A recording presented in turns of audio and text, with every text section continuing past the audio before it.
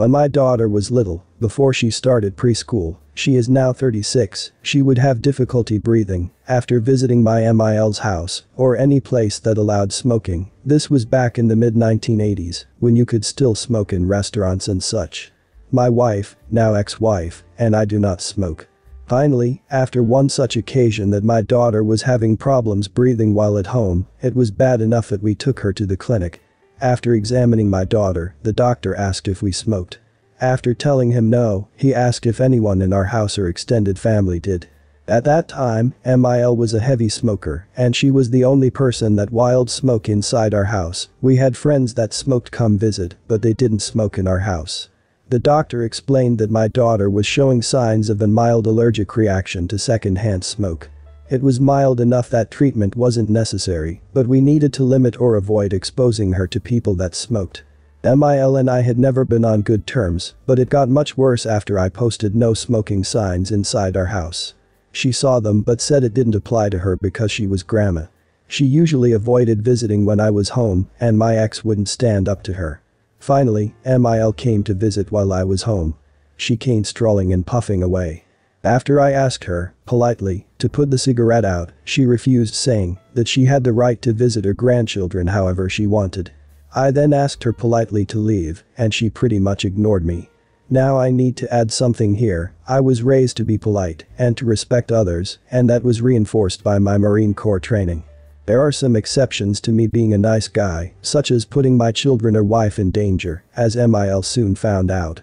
Since she wouldn't take me seriously and refused to leave, I physically picked her up and took her outside. At that time she was much heavier than me, but she had finally pushed me over my limits.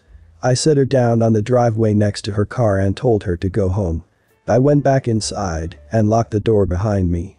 My wife didn't say a word, but she was smiling because she knew I could get away with treating her mother like that. Of course that wasn't the end of that fight.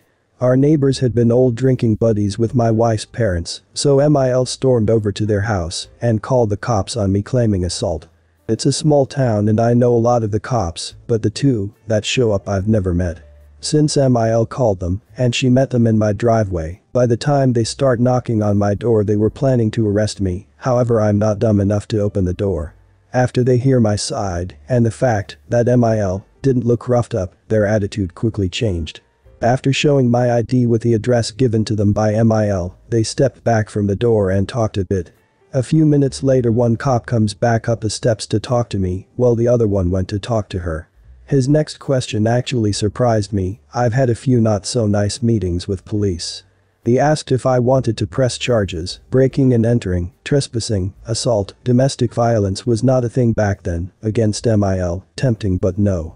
My ex is an only child, and I'm not going to forbid grandma from seeing any of my 4 kids, as long as it's on my terms, that is no smoking.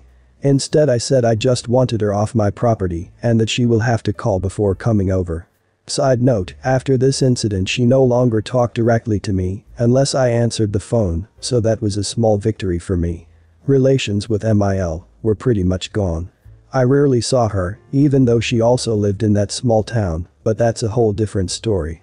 Entitled grandma trained her daughter well, because after 19 years, I finally had enough of ex's entitled attitude and I divorced her.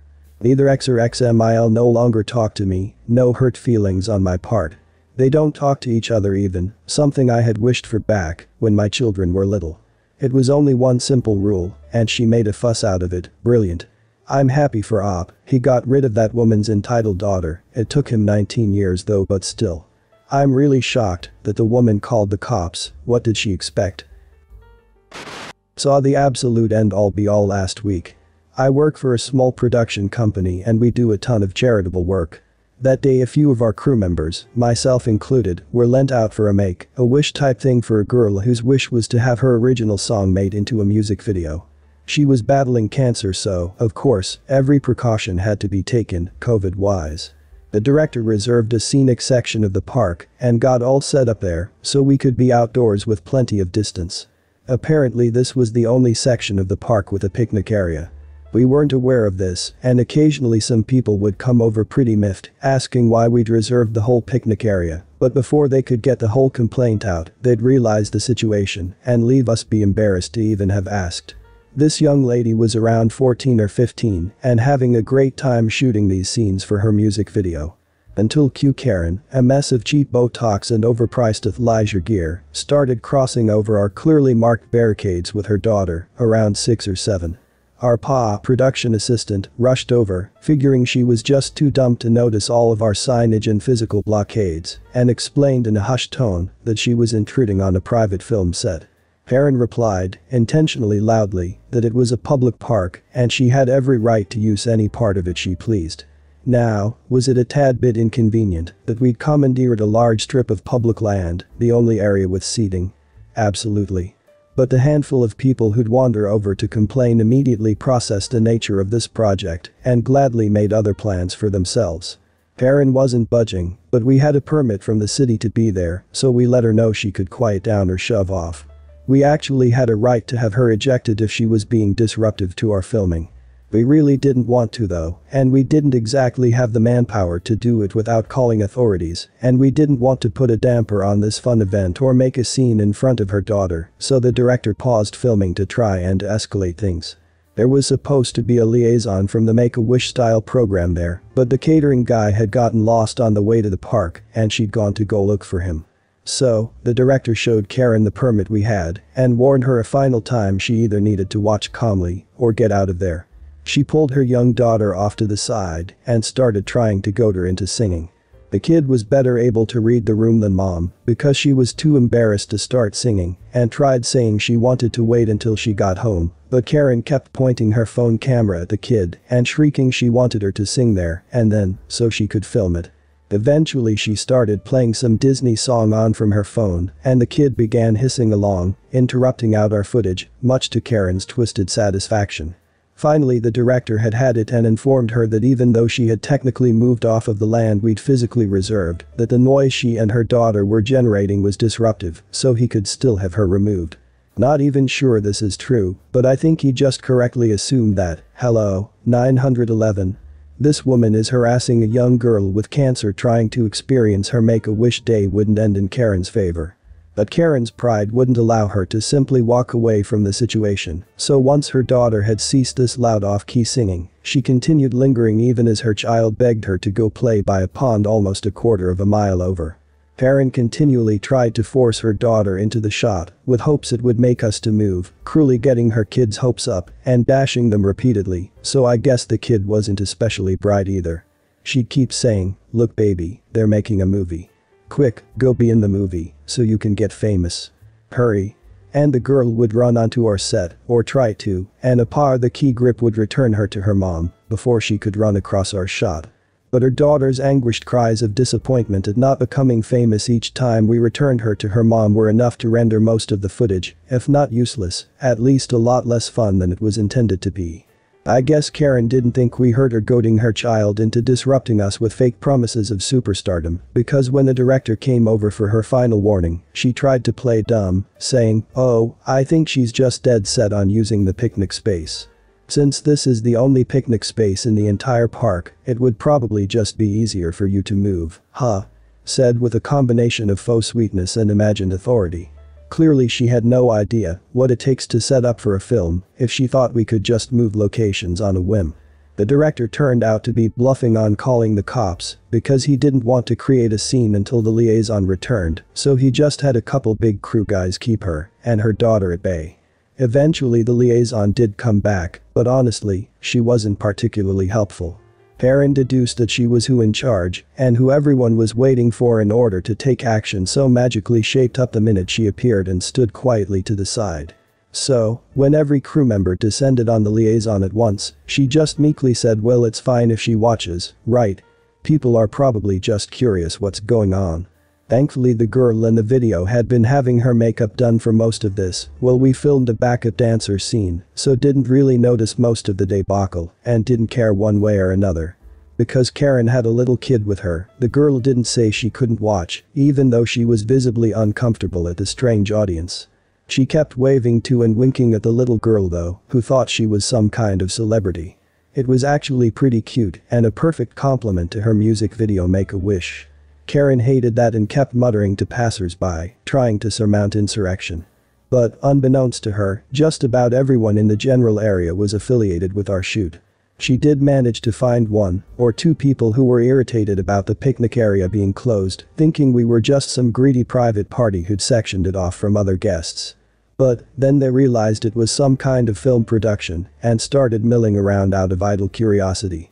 Again, we were mostly filming backup dancers at this point, a couple of the girls' friends, so I give credit to Karen that if she wasn't paying a lot of close attention to the filming itself, it may not have been immediately obvious what exactly we were doing at that point. That still doesn't make what she did next okay. She'd make the occasional comment to the other picnic people and was winning some of them over. She'd say something like, "But do they need the entire space?" and get an affirmative nod. Whatever. I don't think the other people were really listening that closely. They were watching too intently, waiting for someone famous to pop out in the music video. Our tech people had determined that it wasn't interfering with the audio, so we had begun to ignore her also, as long as she stayed out of the way. Then the star girl comes out for her big emotional dance scene, and she's really giving it her all. So Karen decides to throw in another blow by turning to woman nearest her and saying, again, loud enough for everyone to hear, "Oh God, look, it's one of those girls who thinks it's cool to pretend to be a boy.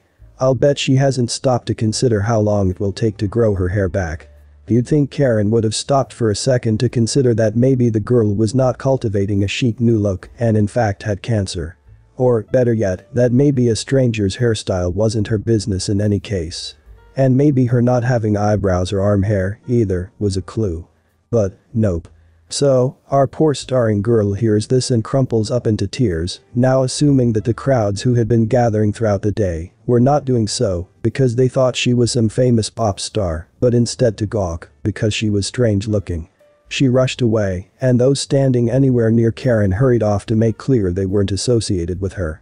That's when the liaison realized what we had been trying to warn her about with Karen's behavior and tore into her along with several members of the girl's extended family. Like a true coward, Karen didn't even try to apologize, she just bolted as quickly as she could, saying, "You know, maybe we'll find a different spot since you're clearly busy." As though she were giving us special consideration. Luckily our lead girl's entire extended family was there and cheered her up very quickly, and some supportive civilians had showed up with genuine curiosity about the film set, then loved watching her dance for no other reason than that they loved watching her dance. So she was happy and having fun again very quickly after Karen skulked off. But, still, really quite a hurtful and inappropriate spectacle. If she gets this worked up over a picnic table, I can only imagine when her daughter starts to face life's real challenges. I actually cannot believe this. What the audacity. How can people be so cruel? Why do such people have no empathy? Like at all. It's terrible to realize that people from these stories are only a small percent of all of them wandering on our planet. To preface this story, I teach gymnastics in a very affluent part of a very, very big city in Southern California, you know the one. Most of the kids I work with are either Russian or Israeli and speak Russian or Hebrew. I've encountered a lot of entitled parents in my time at this gym, most of them irritating and not worth posting about, but there's one Russian mom who is absolutely off her rocker. My boss has some experience with her and doesn't put up with her BS. So, the cast. Me. EM. Insane mom. K. Her poor son. Every school holiday, we have day camps where about 30 kids come to the gym and we play games, practice gymnastics, generally mess around. Our camps are really popular and usually fill up at least a week in advance. Additionally, we allow parents to use their kids' missed classes and makeups as credit towards a day of camp for a reduced rate. This particular day of camp, I was working at the front desk and we were slammed. I'd already turned multiple walk-ins away because we were over capacity for USAG regulations, which is in violation of our insurance policy. Around 2 hours after camp started, 11 a.m., K walks in the front door by himself. This is weird for two reasons. 1. Because parents are supposed to come inside and sign their kids in and out. 2. Because EM sent us an email the night before that explicitly instructed us not to enroll K in camp and not to charge her card. So I ask K to run outside and ask his mom to please come in so I can sort things out. He opens the door, yells back and forth with her in Russian for a bit, and closes the door as EM drives away. K tells me that EM is going to call me. Great.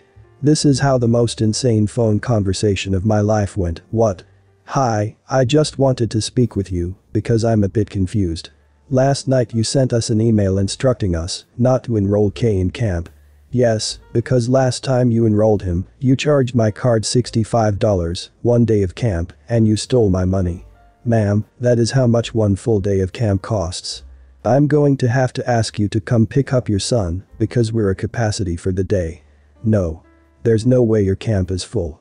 I unenrolled him last night, when I sent you the email. Yes, and we had a walk-in this morning, that took his spot. No. I sent that email at 10 last night. There's no way your camp is full between now and then. Actually, we had the last spots taken by a few walk-ins this morning, so we are full.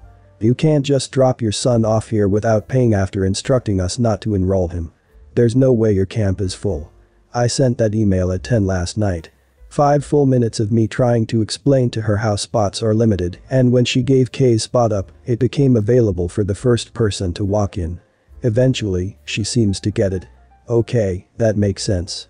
Extended pause. Well, you'll just have to call one of those other parents and tell them you made a mistake and they need to come get their child because Kay is special and has been taking classes there for a while and he deserves it. Excuse me? That's not how this works. Kay lost his spot when you told us to unenroll him. Kay deserves to be there. He's more important than the other kids and has been there longer, so you can call their parents and tell them you made a mistake. No, you need to come get your child. But I made plans. I'm sorry, but we don't have room for him because you specifically told us not to enroll him. Because last time you stole from me. You took $65 from me. I work hard for my $65. That's how much 1 day of camp costs. No. I wanted to use makeups and you charged my card $65 and stole from me. Ma'am, we don't know you want to use makeups unless you come in and tell us. Most people just use them for another class. Oh. That makes sense. Silence. Yes. I'm going to need you to come pick Kay up. But I have to work. I thought she made plans. I understand that, but we don't have room for Kay. It's against USAG regulations for us to take him. So you can either come get him, or I can have my boss call you. No, I don't want to talk to your boss. Then you need to come get Kay. I can't. I have to work. Fine, I'll have my boss call you. I don't want to talk to your boss. Either you can come get Kay, or I can have my boss call you. I don't want to talk to your boss. Okay, this conversation is unproductive. I'll have my boss call you. I hung up and called my boss, as promised. Her kids still come to class, but she's banned from bringing them to camp unless she walks them in and pays at the beginning of the day. She still constantly brings them in an hour before our half day starts and asks me if I'll be charging her for a half day instead of full, and I always politely tell her that, no, I'll be charging her for the full day. Now she just speaks to her kids in Russian and has them talk to me for her. It's funny how some people try to save their money with that stupid ways. I'm sorry for OP who had to deal with that kind of problem. And I hope this woman learned her little lesson and won't do such things in future.